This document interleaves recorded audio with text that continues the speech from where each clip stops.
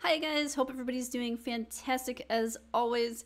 Today's video, I'm going to have to put out real content. I can't just open all my shards like I've been doing for the past couple weeks because they keep doing all these opening events, although honestly, I will probably pull voids in a couple of days, so that's a thing. But today's video, you already saw the title and the thumbnail and other things of that nature, so it's not a secret. I'm gonna talk about Gwindolyn, who I got from the guaranteed event, I guess you could call it. They did the Deck of Fate. So basically, if you pulled 20 Sacrans or got the equivalent points of pulling other varieties of shards, looting artifacts, whatever, to get those points, you could get this champ, and a lot of us did go for this champ because they have a very good kit. I'm going to show you my build and everything, where I'm using her, what's up, and awesome. The first thing is that my build does not necessarily have to be your build. The things you want to do on your account, your teams, it's all completely different. This is not the end all be all build. If you don't want to use it, if you think this build is not suited to what you're looking for, that's completely fine. And, you know, of course I encourage you and applaud you to go do anything else. So first, let's talk about the skills. The A1, this is better than I remember it being, because I think when I first read it, I didn't really read it. We're going to attack one enemy 3 times. Each hit has a 30% chance to extend the duration of all debuffs on the target by 1 turn. This is the part that I missed the first time I read it. All debuffs, because a lot of people that have this ability, it's 1 debuff. It's not all of them. So I was like, okay, so this is a lot better than I thought it was, because I was thinking, oh, 1 debuff, you know, I mean, it's something, of course, but it's actually all debuffs. Sickle Boomerangs. This is this ability is so good. This is what we were all like, yes, this ability. Attacks all enemies, books up to 100% chance of placing decreased speed and leech for 2 turns. Also going to place decreased accuracy if they're under 2 or more debuffs. Last ability, Plume Dart. Attacks all enemies before attacking, places 50% increased accuracy on your team for 2 turns. Has again, books up to 100% chance to steal block debuffs from all enemies. If at least 1 block buff was stolen from an enemy, then you'll place block debuffs on your own allies. Then the passive, Champion's crit damage is increased by 1% for every 10 points of accuracy. Another part to the passive, if you didn't already like that enough, grants an extra turn after this champion uses any 3 skills. And this does mean, it just means skills. Like, see how this whole section is labeled skills? So even your A1 is a skill and will proc this passive, regardless of the context you used it in, like counterattacking, ally attacking. So there are quite a few cool combinations with this champ. I've already seen people using her in really successful Fire Knight hard teams. So if that's an area of the game that you have yet to address, like, this champ is gonna be really cool in a lot of late game content.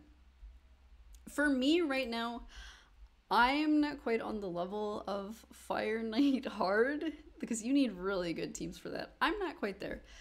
So for me, Gwindolyn, who my friends and I have just been calling her Owly, she's a Hydra champ for me. That's one of the areas of the game that I'm always trying to progress in. So keep in mind, this is full Hydra build. As you can see, she is an attack champ, and these abilities, it's 2 nukes, you know, it's 2 attack all enemies nukes. And then obviously you've got the passive that synergizes with crit damage and accuracy, getting you more crit damage. So yeah, you can definitely build this champ full attack, full crit damage, and it'll do a lot of damage. From the videos I've watched, it's not on the level of other nukers. The champion that everybody is kind of comparing her with is Razovarg. And Razovarg is just an insane nuker because his scaling is based on attack and speed. He can get like crazy damage. And from everything I've watched, she's not on that level. if you build her full damage, but you know, it's an attack champion. And if you put attack damage and crit damage and 100% crit rate on her, she will do damage. But like I said, for me, this is a Hydra build. So the direction I went with it, yes, I do have 100% crit rate. I'm sorry, it's 99. I lied a little bit. There is a 1% chance we might not crit. So I tried to max crit rate. I do have decent crit damage, you know, it's like 200%. But the thing is, we have crazy debuffs, right? We want to place decrease speed. We want to place leech. We want to place decrease accuracy. These are all really important, or at least decrease speed, decrease accuracy. Leech is like, I mean, it's amazing to have it, but it's not on the necessity level of decrease speed or something like that. So obviously my first priority is to place these debuffs. So yes, I did have to, you know, I can't have an attack banner on her. It's accuracy. You know, and then this is also Hydra. It's not like in an arena battle, she has to stay alive and contribute in like a 30+ minute fight. So yeah, I mean, yeah, she's got like an HP banner because, you know, she's got to have a little something. Like, take Heffrag, for example, right? This is a great champ, but you can't have a champ with like 25,000 HP in your Hydra team. They'll just die instantly every time to Wrath. So we had to beef her up a little bit or else she can't do her job. So here, let me just show you individually every piece so you can see what I did with it. I'm prioritizing stats like speed. The crit damage is nice and everything, but the most important thing is landing your abilities and being fast enough to take substantial turns and keep up in a, you know, brutal Nightmare Hydra fight. Speed, accuracy, and then yeah, of course, yeah, it's Hydra, so you need an appropriate level of accuracy for the difficulty you're on, whether that be normal, hard, brutal. Nightmare, I'm on brutal right now. I always try, when I'm gearing, I try to look toward Hydra, so I'm sorry, I try to look toward Nightmare. So I try to, you know, push those speeds and accuracy just so I don't have to do too much fine tuning when I get there. I did go for the crit rate gloves. It makes it a lot easier because you just need too many stats. If your gear is good enough where you can have the crit damage gloves and still have 100% crit rate and still have 350 accuracy and all that stuff, you know, go for it. But my gear is my gear, so here's the boots, the ring, crit damage, amulet. This is the best accuracy roll I got on everything, if that tells you anything about my gear. Accuracy banner with the speed. I think I had to steal this from somebody. I'm sorry, whoever stole. Actually, I think it used to be on Ragesh before I built him as a nuker, so it's okay. We did not steal anything. As you can see, I did go for the Relentless set because she really does. Everybody's been saying, and I can vouch that it is true. She will take crazy amount of turns in the combination between the Relentless passive, 18% chance to get an extra turn, her own passive, which gives her an extra turn already. She can really run through her kit quickly, again, cycle through these abilities, keep going an impressive amount. So we're keeping the decreased speed on, and that's great. We can take a quick peek at masteries. These, I don't think, you know, you can do what you want here. War Master is always solid. I did Giant Slayer because she does hit 3 times on the A1, and you know, Giant Slayer is always for people who are attacking 3 or more times. And she was taking so many turns that I was just like, okay, you know what, I think Giant Slayer is good here, but you know, on the other hand, she's taking a lot of turns, and War Master would also be good in that situation. And then again, of course, these other trees always exist. You've got to do what's best for you. If you're really struggling on something like accuracy, there's nothing wrong with coming down here and taking 50 accuracy, 50 resistance. If you're, you know, doing some kind of team that needs a lot of resistance, nothing wrong with doing that.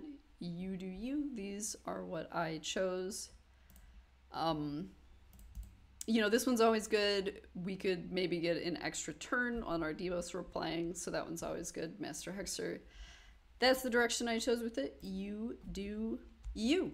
So let's take a little peekaroo at her in my team. Oh, no, I spoiled it. That's okay. I mean, it doesn't really matter. Just so you guys know, I ran this twice because I didn't want to just run it once and be like, okay, yay, that's how she did. How she did. First time I ran it, Gwindolyn, she did about 5.6 million damage. Overall, about 47 million damage run. As you can see, Artak and Newt, these are my real damage dealers. And I ran it again. It was a little bit of a better run. That's the other reason I ran it. I feel like I got a little unlucky in this one, so I thought we could do a little better. 57 million, we did. You know, still, she's got 6.5 million. It's respectable, but again, she's, you know, these are my damage dealers. And if you can look at her, you know, she just needs so much. Like, we managed to get 3,000 attack, but of course, compared to an attack nuker, this is like nothing. It's just the best we could do under the circumstances. Try to get a little something out of it, but it's not amazing. 200% crit damage. You guys know that's not especially crazy for a nuker. You can see that I do have some Hydra stuff, so it does bring us up to like 252 speed, 222% crit damage, plus her passive, a little bit of resistance, puts us over 400 accuracy, a little bit of ignored defense. But as I said, this is not like a full damage nuky thing, so we'll go ahead and you can see how hard she's hitting. So I believe this is the 46 million damage run. You know, we're hitting for like 6-7 million. Nothing crazy. It's, you know, obviously we're hitting for more than something like Ugo, but with this build, I'm not going to be one of the heavy hitters. But let's see what happens. And then, yeah, as you can see, if I hadn't built that you know, the extra HP, stuff like that would just knock me flat in my team. If you have a team where, you know, you have that level of support, like you have heavy shielding, maybe you can go squishier than me, but I know my team, I understand my team, and if somebody comes out here with like 20k HP, they're gonna die every turn, so that's not what we're looking for. Let's see if we can sort of fast forward a little bit. Okay, so yeah, so like here we are. And you can see we're really stacking up these debuffs. You can see I've got the debuff extension on several people. Like this guy has like 5 turns of block, lowered defense. He's got like 4 turns of block buffs. That's great. Again, we're staying alive even with these big hits from breath because our build is a little bit tankier. I should have maybe marked some moments where she's taking a lot of extra turns. That would be good. But yeah, tons of debuffs. They're staying on. The nice thing is with my team, I formerly just had Visix for decreased speed. It's really nice to have another decreased speed applier and just make sure that stays on. That's super important. I wish we had lots of turns. But yeah, as you can see, so many debuffs extending for quite a few turns. Someone was telling me they had stuff extended for like 20 turns or something. My team is not quite on that level. But I mean, it's so helpful, especially getting the black buffs extended. That's always probably the big one for me. Here we go, increased debuff duration. She's taking a second turn. She's getting feared, of course. And that's just the theme throughout the whole run. You know, we're keeping the debuffs applied. 6 turns of black buffs. That is what we love to see, is 6 turns of black buffs on Mischief, because it's so annoying. And actually, you might have noticed with my team, I didn't even bring in a buff tank. Like, he could totally steal all of our buffs at any time. Most of these champions do not have ample resistance to resist him. And the cool thing is that were he to steal my black debuffs and stuff that Python is placing, I could steal it back with this Sickle Boomerang's ability, because that was the passive of it. Remember, I can steal black debuffs and apply it to my team. So that's actually cool, because if your team isn't perfect, like my team, you might get your black debuffs stolen. Might happen. She's taking more turns, probably getting feared.